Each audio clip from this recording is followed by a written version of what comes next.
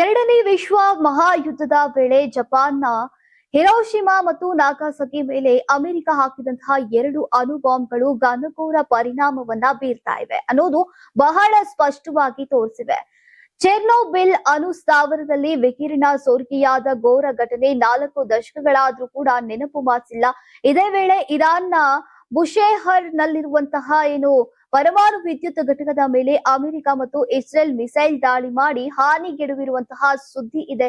ನೀವು ಸಣ್ಣ ಆಗ್ಬೇಕಲ್ವಾ? ಅದು ಒಂದು ಉತ್ತಮ ಆಹಾರದಿಂದ ಸಣ್ಣ ಆಗ್ಬೇಕಲ್ವಾ? ಪ್ರತಿದಿನ ನಮ್ಮ ಜೀನಿ ಸ್ಲಿಮ್ ನ ಯೂಸ್ ಮಾಡಿ ಯಾವುದೇ ಸೈಡ್ ಎಫೆಕ್ಟ್ ಇಲ್ದಂಗೆ ನೀವು ಸಣ್ಣ ಆಗ್ತೀರಾ. ಈಗ ಇದರಿಂದ ವಿಕಿರಣ ಸೋರಿಕೆಯಾಗ್ತಾ ಇರಬಹುದು ಅಂತ ಹೇಳಲಾಗ್ತಾ ಇದೇನು.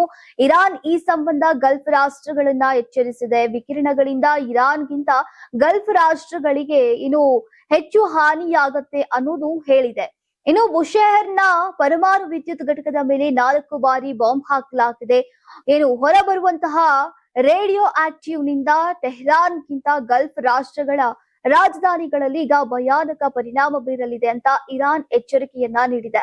ಇರಾನ್ನ ಬುಶೇಹರ್ ನಗರವು ಗಲ್ಫ್ ರಾಷ್ಟ್ರಗಳಾದಂತಹ ಕುವೈತ್, ಬಹ್ರೇನ್ ಮತ್ತು ಕತಾರ್ಗೆ ಬಹಳ ಸಮೀಪ ಇದೆ. ಹೀಗಾಗಿ ಗಲ್ಫ್ ರಾಷ್ಟ್ರಗಳು ಕೂಡ ವಿಕಿರಣದ ದುಷ್ಪರಿಣಾಮವನ್ನ ಎದುರಿಸಬೇಕಾಗಬಹುದು. ಇದೇ ವೇಳೆ ಬುಶೇಹರ್ ಸ್ಥಾವರದಲ್ಲಿ ವಿಕಿರಣ ಸೋರಿಕೆಯಾಗ್ತಾ ಇರಬಹುದು ಎನ್ನುವ ಸುದ್ದಿಗೆ ಪುಷ್ಟಿ ಕೊಡುವಂತೆ ಆ ಘಟಕದಿಂದ ರಷ್ಯನ್ ಎಂಜಿನಿಯರ್ಗಳು ನಿರ್ಗಮಿಸ್ತಾ ಇದ್ದಾರೆ. 100 ಮಂದಿ ರಷ್ಯನ್ ಮೂಲದ ಉದ್ಯೋಗಿಗಳು ತೊರೆದು ಹೋಗಿದ್ದಾರೆ. ಅಲ್ಲಿ 198 ಮಂದಿ ಕೆಲಸವನ್ನ ಮಾಡ್ತಾ ಇದ್ರು. ಎಲ್ಲರನ್ನ ಹೊರಸಾಗಿಸೋಕೆ ಈಗ ರಷ್ಯಾ ಪ್ರಯತ್ನಿಸ್ತಾ ಇದೆ. ಈ ಘಟಕವನ್ನ ರಷ್ಯಾ ನಿರ್ವಹಿಸ್ತಾ ಬಂದಿದೆ.